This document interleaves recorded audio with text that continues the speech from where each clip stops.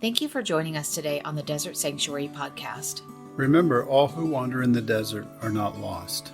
We believe all of our stories are sacred. We are always here if you need someone to hear your story. Check out our blog on Pathos and also our YouTube channel.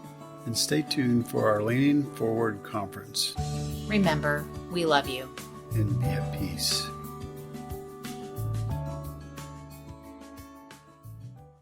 Hi, welcome to the Desert Sanctuary podcast. I'm Laura Forehand, and I'm here with Carl Forehand. How's it going?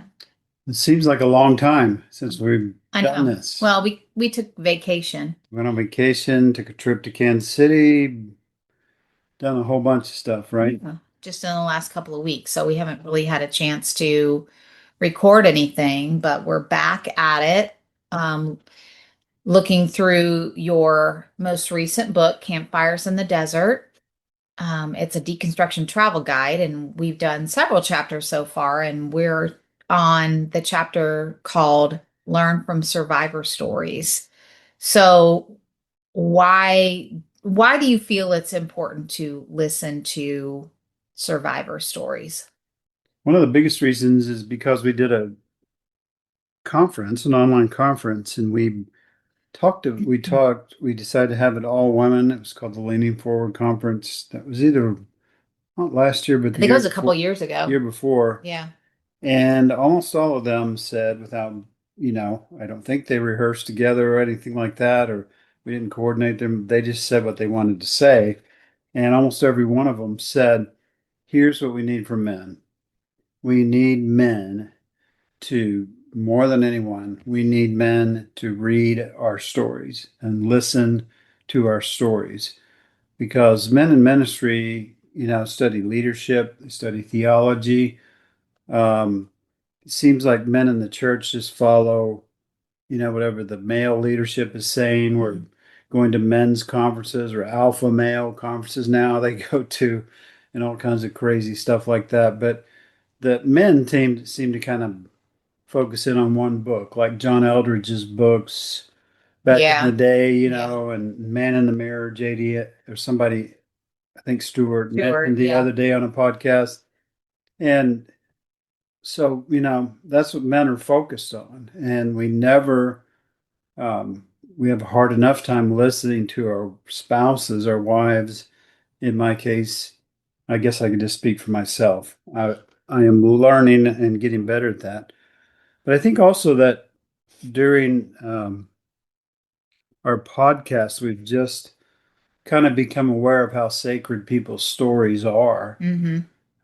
Especially women that have suffered abuse or have, been victims of the patriarchy. They've been not listened to. They've suffered in silence. Their voices weren't heard.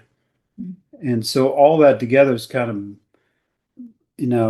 awakened this interest in me, and I think in both of us, to hear survivor stories. And I think the quote at the top says something about when you listen, you change a victim to a survivor, mm-hmm. when they're able to tell their story. And that has to be when they're ready, in their own style and their way of telling it.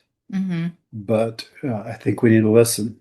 I would add one thing on to that, especially when you're talking, and I would say, especially when talking about men listening to women's stories, but also women, because I think we women can be each other's own worst enemy. How so? Oh, I mean, women are very catty towards one another, and maybe it's better, but I would say in our church experience, women were the biggest problem for me. You know, they were just the biggest problem for me. So, you can go back and listen to other podcasts that I've done if you want to know more, but yeah. But I would also add to that women's stories or survivor stories need to be believed, mm-hmm. right? I think a lot of times we are like, well, that doesn't happen at my church, or because I haven't experienced it, they must be, blowing the whole thing out mm-hmm. of proportion.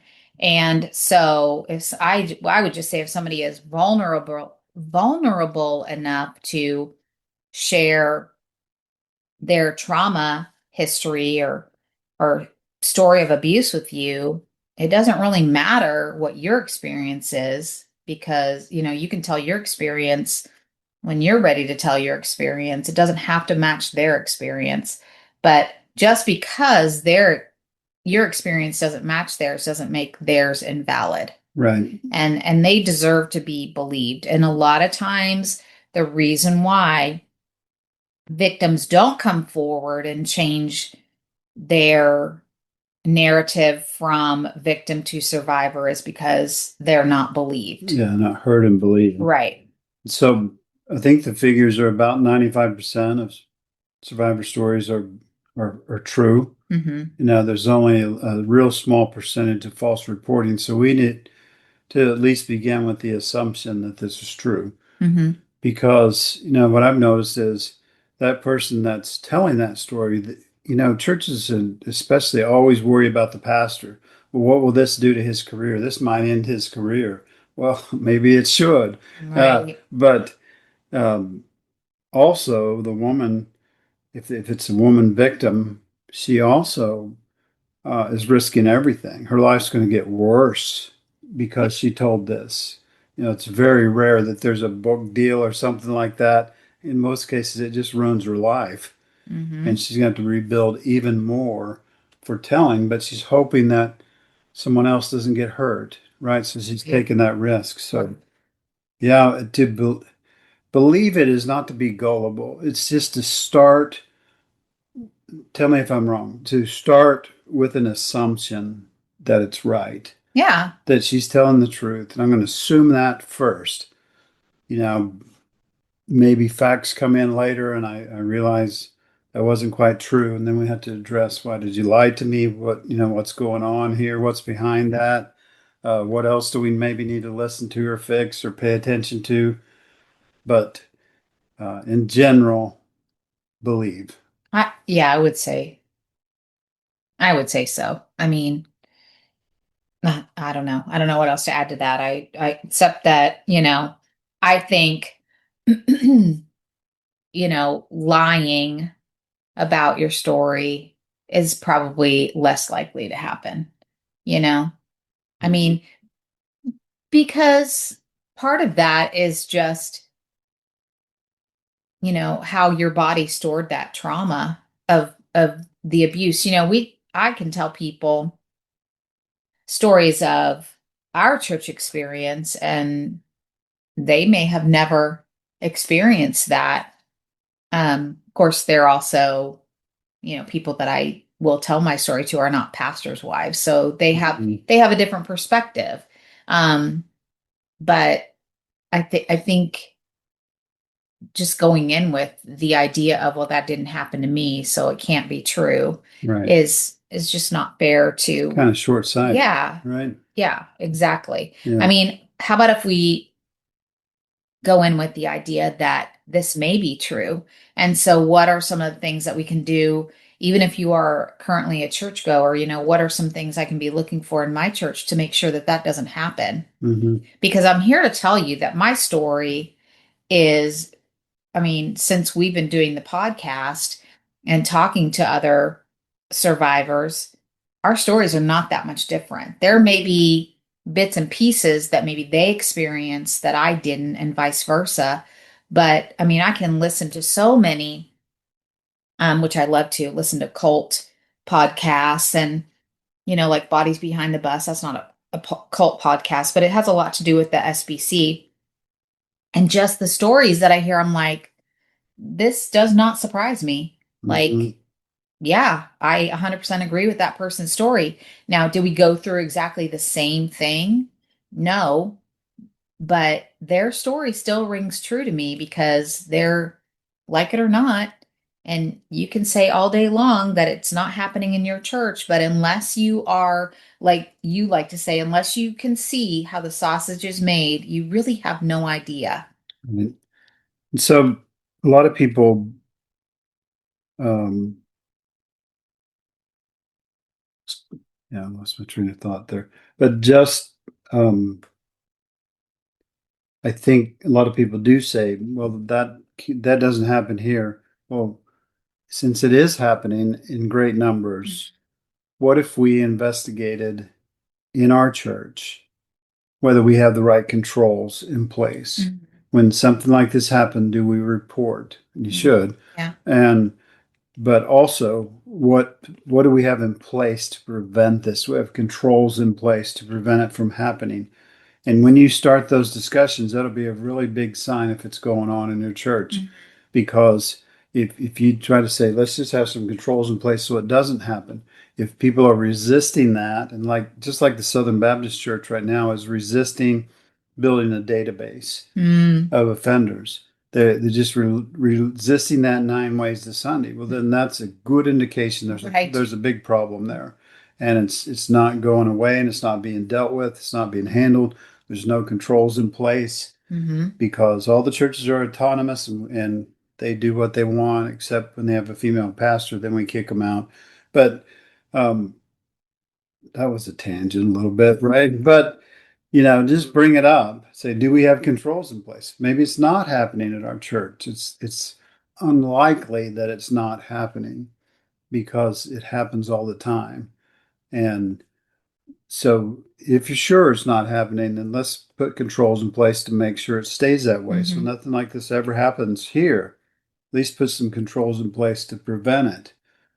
But that'll be a good indicator of whether or not there's issues there Mm-hmm. because people get defensive and they will resist that. And I think you got to look at, if you are getting defensive, what is it that's causing you to get defensive? Yeah.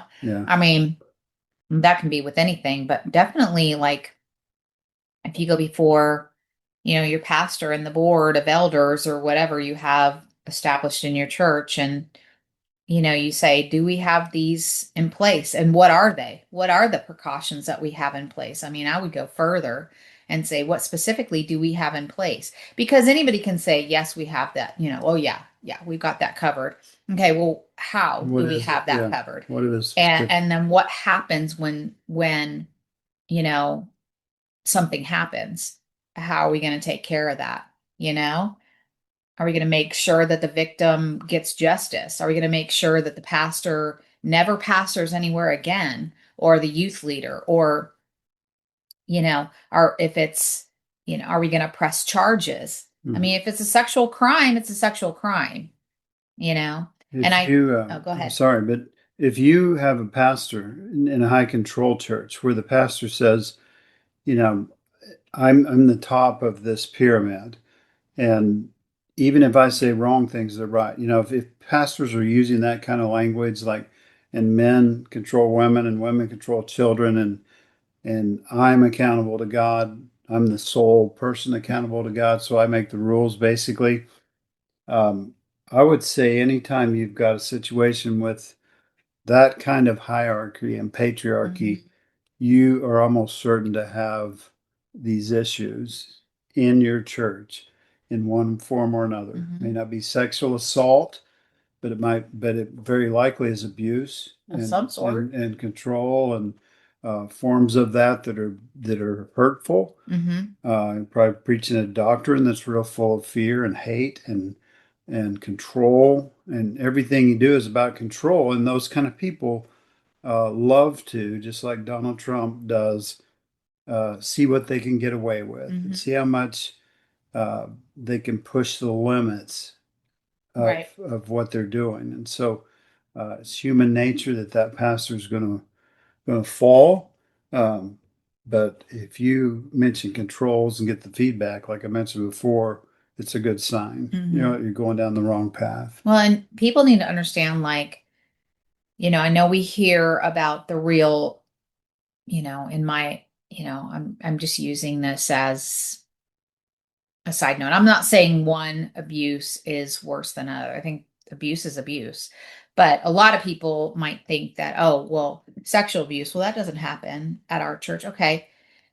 But is there verbal abuse? Is there intimidation? Is there psychological abuse? Is there harsh indoctrination? I mean, a lot of that stuff.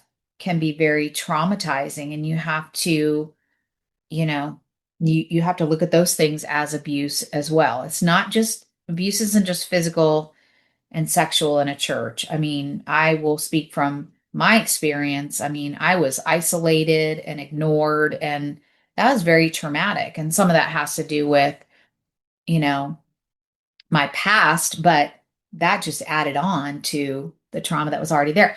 Churches are supposed to be places of healing. I mean, if you look at the life of Jesus, he was all about restoration and healing. And I just feel like we have gotten so far away from that. And when a survivor or a victim of abuse comes to the church and says, "This is what happened to me," and you either ignore, isolate, shun, um, bypass any of that, you have just now re-traumatized and heaped more trauma onto that person.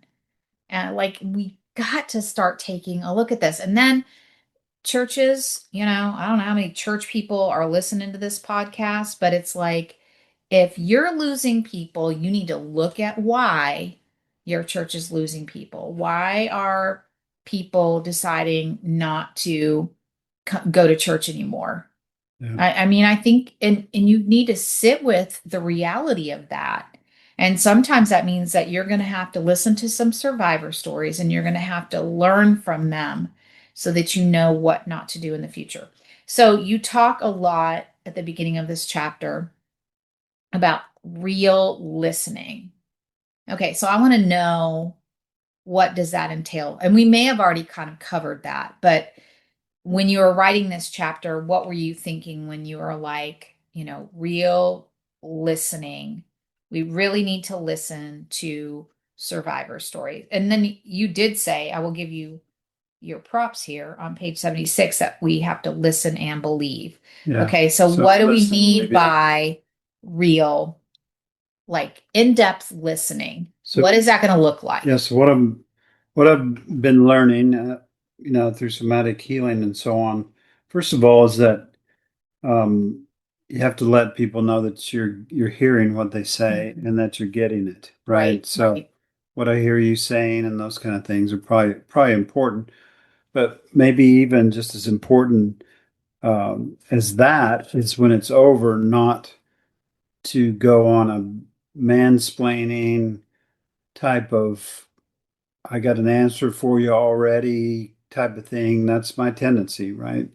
So I want to help, I want to alleviate the suffering. I want to stop this from hurting. So I want to find some golden advice to give right away. But in somatic healing and some of the things we've been involved with this summer, really learning that thing of just saying, when someone shares something with you, say thanks, and our friends say, "Carl, thanks," or something like that. And the nuns that I talked about before would just go, Mm-hmm. and just kind of feel it with you. Um, but you could hear a survivor story even from a book. And how do you study books? How do you really get what's said from a book? I listen to it and read it and write notes, Mm-hmm. and when I'm doing that, I'm really listening to a book. Mm-hmm. But this is not just sexual abuse, not just church abuse. It's what's it like to be a black person in Mm. America? What's it like to be a person of color? What's it like to be a woman? What's it like to be abused? And how does that feel? And you really only know how that feels to when you hear stories and when you read stories and when you listen well, Mm-hmm. which you've tried to teach me that over the years, and we're getting better, but I still have a ways to go. Well, Uh, I mean, I think we're all always learning. I think a lot of times where we run into that brick wall is because people they don't want to know, they don't want to hear it. They don't want to learn something new. And like if you can stay in an attitude of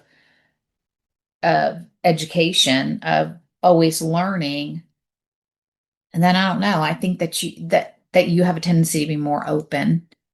And I think you're better equipped then to be more of an ally or an advocate in these situations. If you're going to immediately become defensive, and I mean, I've heard things where, I might become defensive because it strikes a nerve with me, or maybe that was something that I did as a pastor's wife or something like that. But it's good for me to hear that and to reconcile, that situation. Um, because nothing really good comes out of, the things that might come out of my mouth that could be conversation stoppers, bypassing, or excuse making, things like that. I think one real important thing when listening to people tell their story is a lot of times people will speak of their parents and they'll say, "Oh, I had the best parents," and and they say that because a lot of things are blocked. Mm. There's a lot of things they've never worked through in therapy Mhm. or something, and so you may only be hearing part of the story, and it may come up later once they trust you and they can access that part of themselves. So even I was reading a book by Alice Miller this morning talking about that very subject, and she just went to great lengths to point that out. Mhm. And something about the body, I can't remember the exact title, but she's really explaining that how a lot of times we block and we convince ourselves and we forget consciously Mhm. about some of that stuff. So yeah, survivor stories are sometimes disjointed. Mm. Oh, yeah. Sometimes there's things left out, and you're going, wait, what about that? Well, I don't know, or that was fine or whatever. But that doesn't mean you're not believing them and listening. This story is important.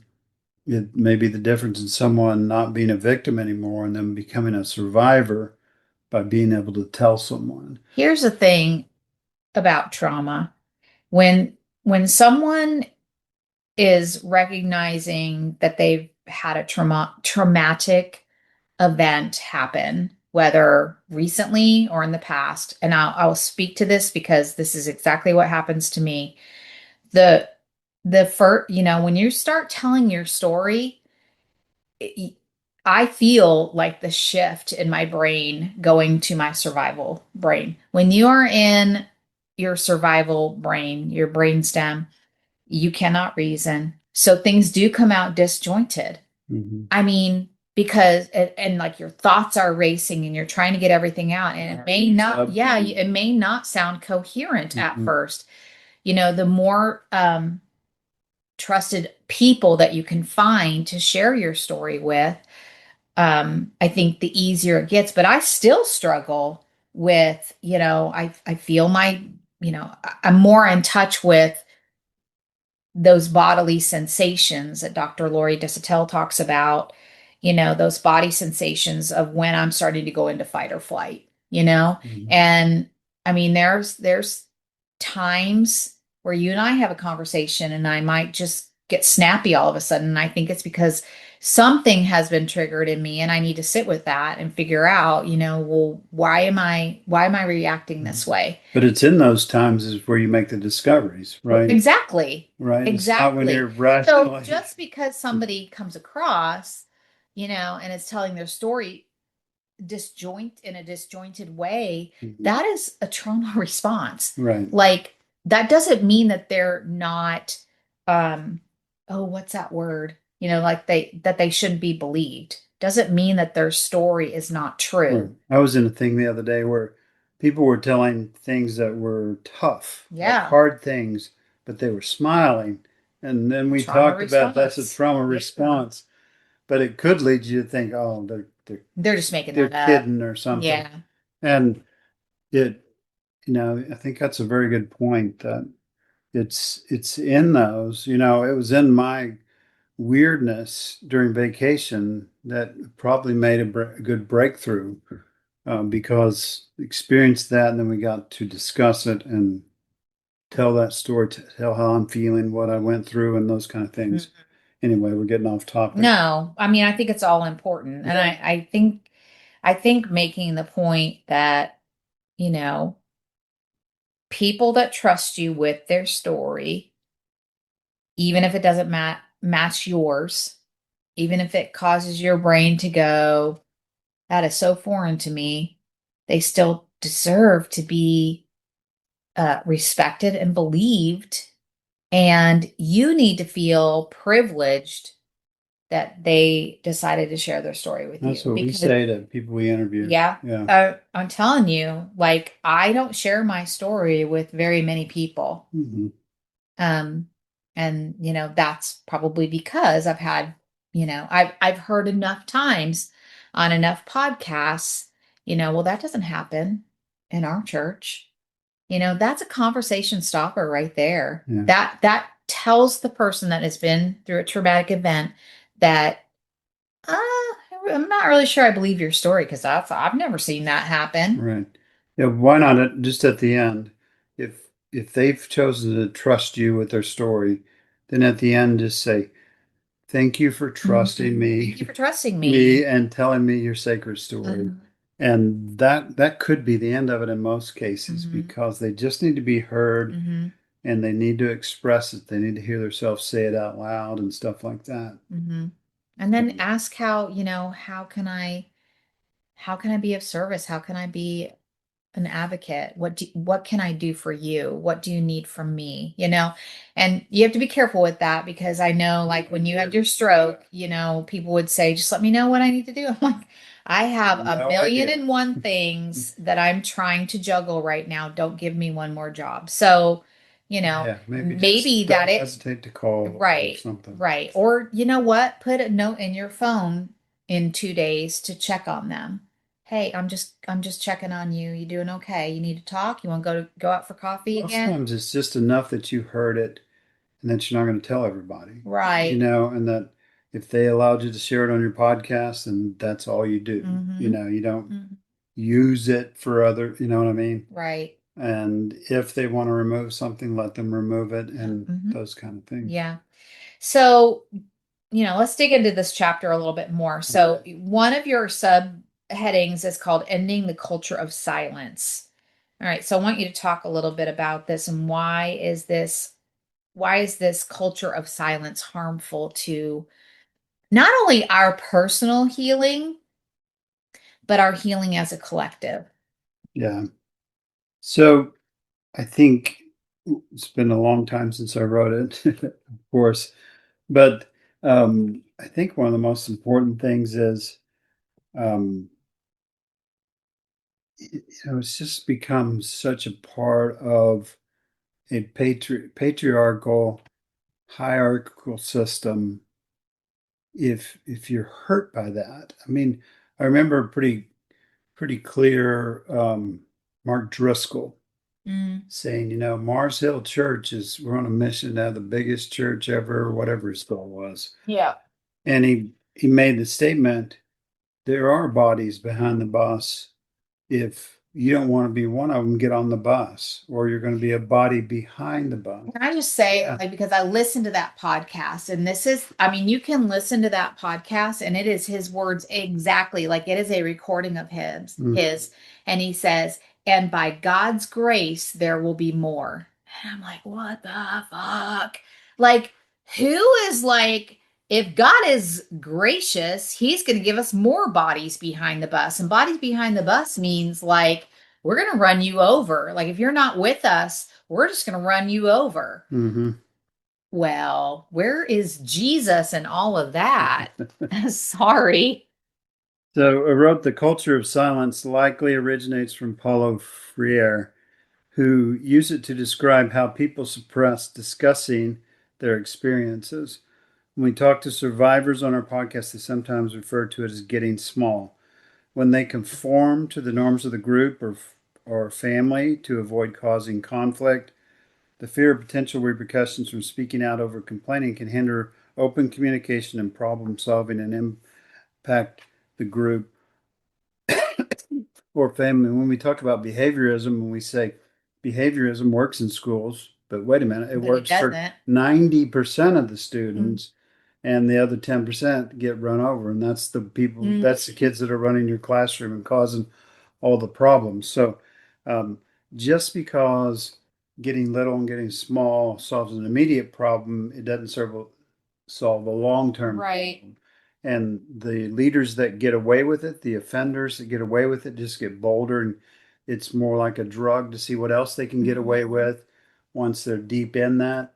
So it's time to end the culture of silence. I saw on the basketball game last night, there's a lot of violence and in the women's basketball game. Ridiculous, There's a y'all, lot of hard fouls and things like that that. aren't being called. Sorry, I digress. Aaliyah Boston and another star on the other team got, where the other one on the other team reached around and kind of punched her, at least That's pushed her in feel the like, face and knocked her down. yeah. And I saw them, there was a thing with them after the game, they were talking it out.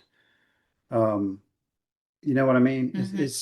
But it's much easier to be quiet about it and go talk with the people that agree with you and get riled up and so on. But Mm-hmm. it's better that we start speaking and to each other. Mm-hmm.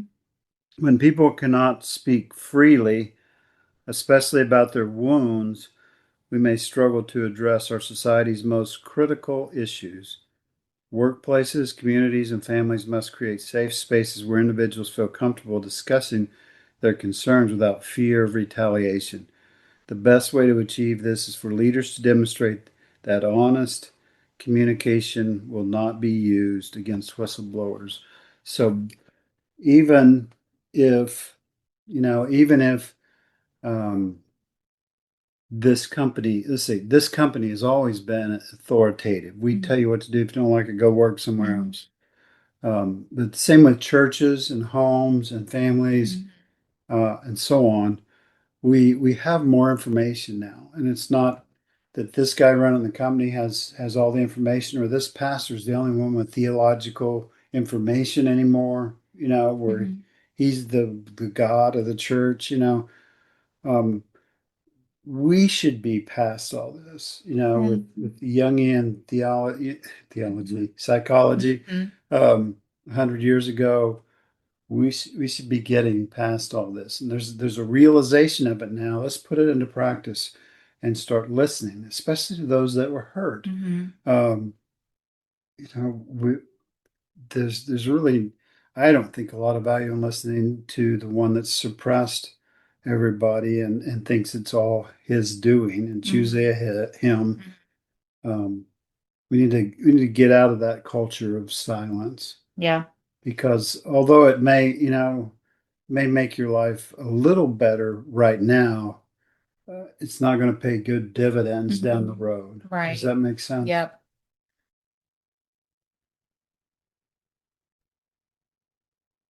So next you talk about from victim to survivor. And you say when victims share their stories, they begin to transform into survivors. They transition from a state of powerlessness to a deep sense of empowerment. By listening to them, we welcome allies in their healing journey. Or, excuse me, we become allies in their healing journey. We adopt a new identity to carry into the future instead of the label imposed by their abusers to keep them feeling small and silent. So, talk about this shift from victim to survivor. Yeah, I'm definitely not an expert on this, but this is what I've learned from women, I think, is that, just like I said, it empowers them Mm, when they can tell their story. And people have told us their stories, and like right after they say something, sometimes they say, I've never told anybody that before, or I've never told this part of my story. mm-hmm, And I think just telling that, just having someone hear it, mm-hmm, brings a sense of empowerment to them, because they couldn't speak before. They were getting small. And if you didn't, there were repercussions. mm-hmm, And so, even though they still fear that repercussion a little bit, they kind of realize if they didn't want me to tell about it, they shouldn't have done it. And it's my story because it affected me and it mm-hmm. hurt me, and I can tell my story. You Right. can't tell and if you don't, then someone else will, right? Mm-hmm, If you don't tell your story, then someone else is narrating that for you, or they've narrated it by controlling you, mm-hmm. right? So being able to tell that, I think, is real empowering. Yeah. And it also if done in the right way, can help heal you. Right. Right. And so what do you mean by in the right way? Because I know for me, it's like I'm very guarded with my story. Just, I think there were times where I just would have told anybody anything. But like I said earlier, I think that I just got enough of, well, that's didn't happen to me, or that doesn't happen at my church or my place of business or whatever. And that's where when that happens, that the victim takes on shame, and almost sometimes questions, their own reality. Um, yeah, so Yeah. So if done in the right way, so not just spouting things to everybody and anybody to destroy their reputation or something like that. But if told to an empathetic witness, to someone like we talked about before that listens well, that really hears you Mhm. and can do that even if you're activated or triggered, or you're in your root brain, your Mhm. blood pressure's up and everything, but they still listen to you and Mhm. they allow you to do that. I think Mhm. there's a real good chance of healing. In fact, that's the way somatic healing works, right? You say, when I think about this, when I'm triggered by this, this is what I feel, and this is where I feel it, and I access that part of me. And so, really, a good survivor story is, I may be wrong about this, but I think a good survivor story is best told when um, it triggers you, when Mhm. it activates you, where you're kind of in, fight or flight mode, or Mhm. whichever one of those you fall under or go to, right? And so you're triggered and you're activated and your blood pressure's up and your heart's beating faster, and in a way you're reliving it to some extent, Mhm. then uh, that has the potential to heal you, to shift your trauma and things like that. Mhm. But you got to have it. You almost have to have an empathetic witness there to Yeah. help you not jump back to being in your head and analyzing it and stuff like that, but just telling it from your body. And also having someone who is, let's say, trauma informed enough to, Yeah. when you get to that state of feeling activated, let's take some deep breaths together, or what would Hmm. what would feel good to you right now to kind of, help you become centered or grounded. Hmm. Maybe not telling them what they need, but letting them tell you what they need. Yeah. Um, And if telling the story activates them, then I think don't be too concerned with, well, I want to stop them from crying. I want to mhm. get out of this uncomfortableness. Mhm. Really healing, if a survivor story is healing, I think, this is my opinion, I think it's when um, not when we're regulated, but when we're dysregulated.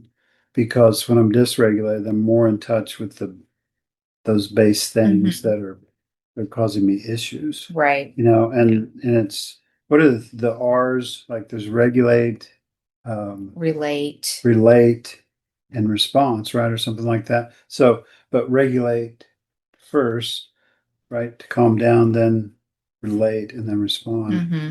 right? So anyway, that's, the thing that I just really find interesting is people worry, well, I'm not going to tell my story in a coherent professional way.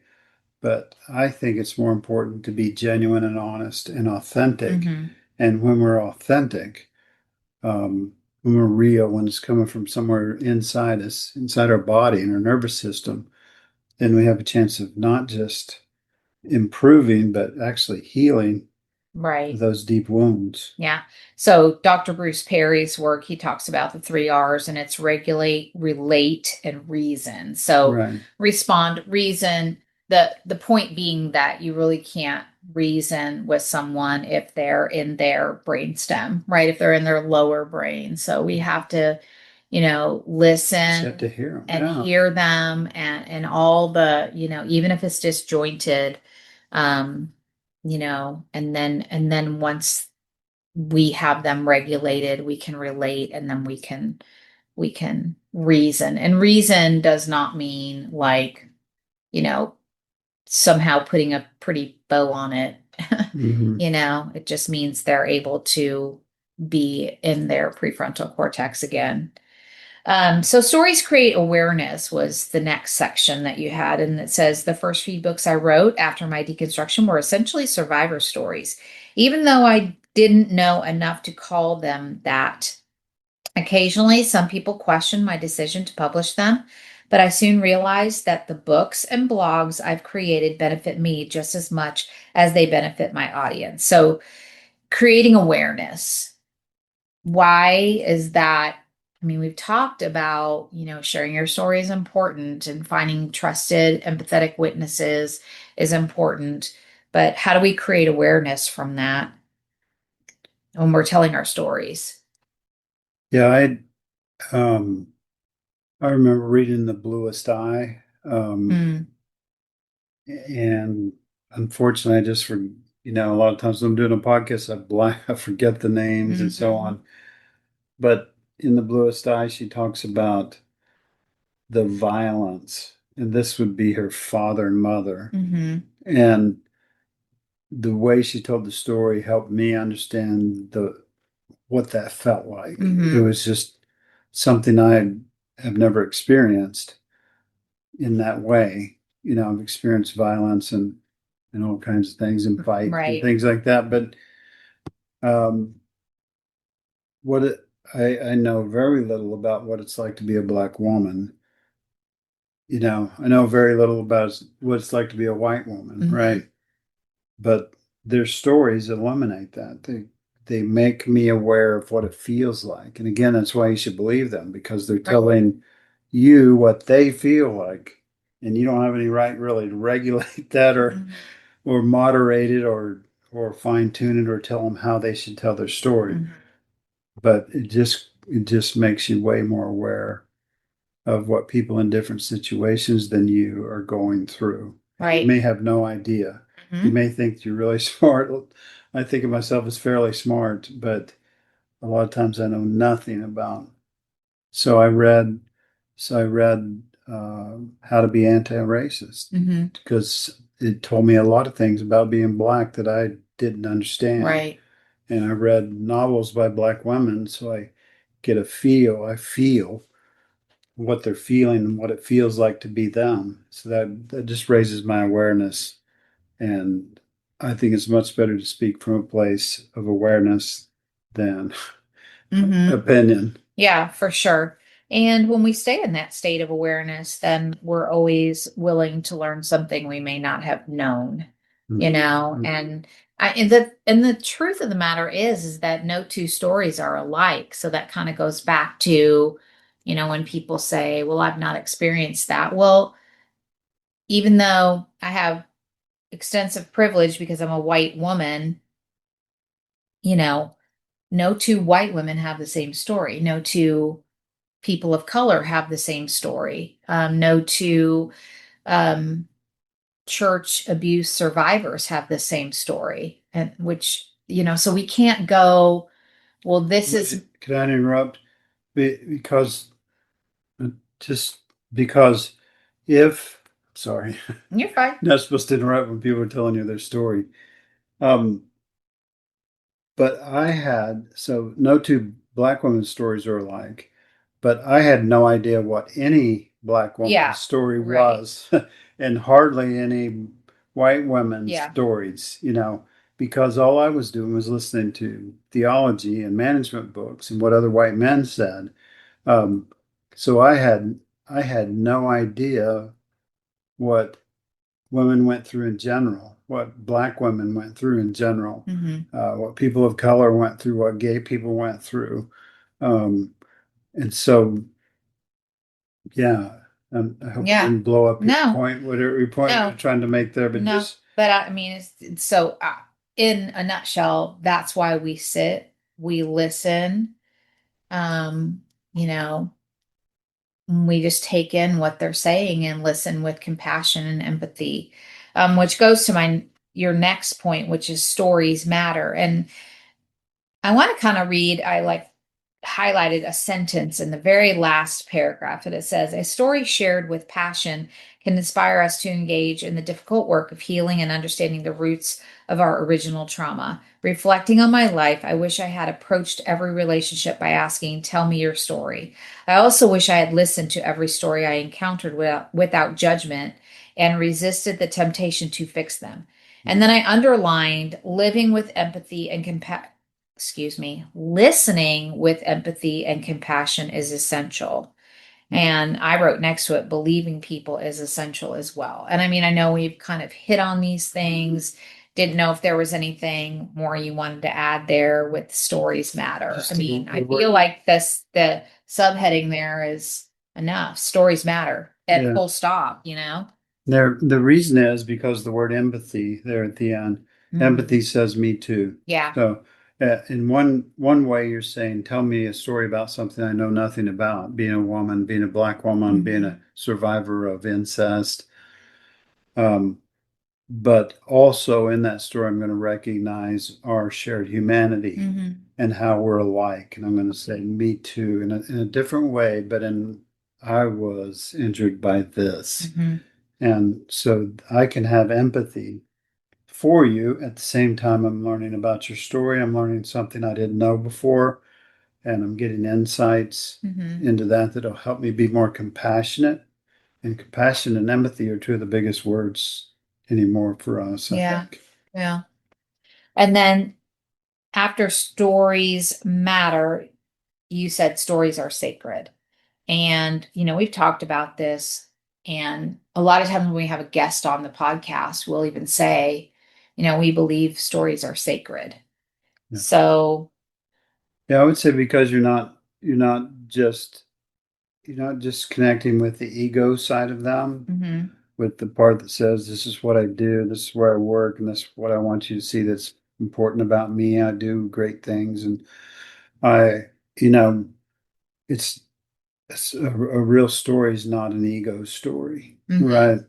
It's a story about this is the tough shit. This mhm, is the things that I had to get through, and this is things I'm still suffering with, and right. this is how people hurt me. Mhm, These are the things I really don't want you to know, but I feel like it's important that I tell you. mhm, Um, and so, yeah, that touches a deep part of us that's number one, wounded, right? It might be wounded, it might be mhm, healing, it might have healed, but it also is spiritual and metaphysical and things like that. So you touch in a deep part of people that people usually have trouble connecting with. mhm, And when they connect with it, then it's a sacred thing mhm. that they've allowed me Right. to come to their altar, Uh-huh. for lack of a better word, right? And they're allowed me in their sacred space. Yeah. And that's a really it's a deep spiritual thing. Yeah. Yeah. I agree. I agree. It's helped me become a better listener for sure. Recognizing that my story is sacred and I'm very protective of that. And so I'm very careful who I share that with. But you also have to realize that if somebody is sharing their story of trauma and pain with you, like that's an honor and you need to treat that as such. And it needs to be respected and their story needs to be cared for. And you need to look at it as sacred, like you said. And the first thing to think about is not to think about, oh no, what's this going to do to the pastor? Or oh no, what's this going to do to grandpa, Uncle Jim, or whatever, Right. this it has to be a deep concern, deep empathy, Hmm. like we mentioned, Hmm. deep compassion for Hmm. the person telling you the story. Right. Yeah, so that kind of wraps up the chapter. Learn from survivor stories. Hopefully, I mean, I feel like we reiterated several points many times in this particular podcast, but Yeah, I think that's because I'll speak for myself. Those things are very important to me they're or to hard. us. And it's hard. And you have Yeah. to learn to be that empathetic witness, and Mhm. to listen with compassion and empathy and concern and not one thing you want to resist doing is jumping into oh yeah, that happened to me. And well, my story's worse. Let me tell you my story. You know, you can tell your story another time if someone comes to you. Some people call that enlightened witness, by the Mm. way. To me, it's kind of the same thing, right? Enlightened witness, empathetic witness. I think all that stuff's necessary. Yeah. We hope people are buying the book. We hope also we need ratings on Amazon. Yeah. But I think sometimes people listen and don't think about that. But yeah, we appreciate any kind of interaction with the book or response to the book. It's terribly confronting. I mean, it's like we started off with the stuff about let's heal our trauma first before we start doing all this other stuff and really arguing theology about new theology or whatever.